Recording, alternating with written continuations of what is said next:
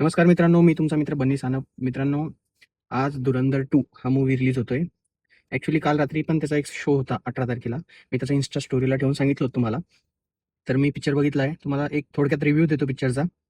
Picture खूप भारी आहे. 4 तासाचा पिक्चर आहे आणि ज्यांनी पहिला पार्ट बघितलेला आहे, त्यालाच हा पार्ट समजणार आहे.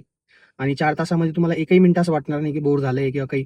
एकदम परफेक्टली स्टोरीला हे केलेलं आहे त्यांनी. पिक्चर खूप भारी आहे. काही म्हणजे इतके भारी-भारी सीन आहेत, की ते मी एक्सप्लेन पण नाही करू शकत आणि मी तुम्हाला सांगणार पण नाही. फक्त बडे साहब कोण आहे, हे रिव्हील झालेलं आहे. ते बघून घ्या तुम्ही गेल्यानंतर. ते एक इंडियनच होता बडे साहब कोण आहेत तर. ते प्रत्येक गोष्टीला एकदम एक्सप्लेन करून सांगितलेलं आहे. 2014 साली नरेंद्र मोदी हे निवडून आले.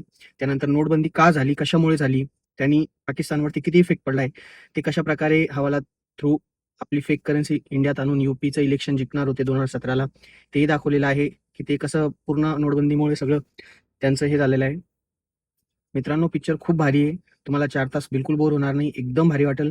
खूप प्राउड फील होईल, की आताची गव्हर्नमेंट किती चांगलं काम करतीये. मूव्ही बघितल्यानंतर एकच सांगतो, की जसा आर माधवननी त्या पिक्चरमध्ये एक डायलॉग सांगितलेला आहे, की "भारतीयों के सबसे बड़े दुश्मन भारतीय ही है. दुसरे नंबर पर पाकिस्तान आता है."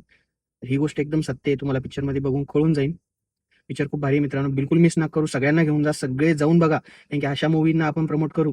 त्यानंतरच आपल्या जे लपलेलं सत्य आहे तेच बाहेर येईल. धन्यवाद.